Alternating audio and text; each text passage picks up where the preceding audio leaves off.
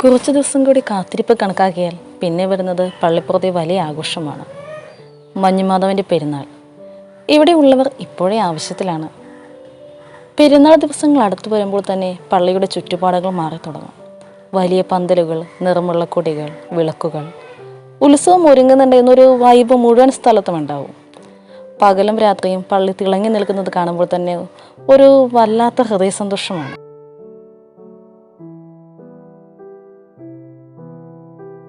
ആഗസ്റ്റിലാണ് ഇവിടുത്തെ കൊടിയേറ്റം നടക്കുന്നത്.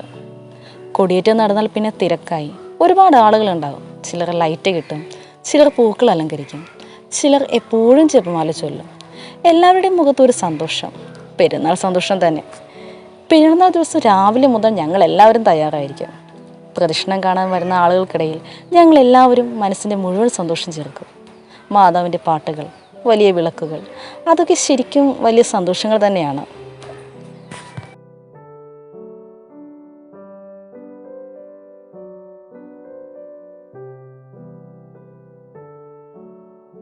ഞങ്ങൾക്ക് പള്ളിപ്പുറത്തുകാർക്ക് ഇത് വെറുമൊരു പെരുന്നാൾ മാത്രമല്ല കേട്ടോ.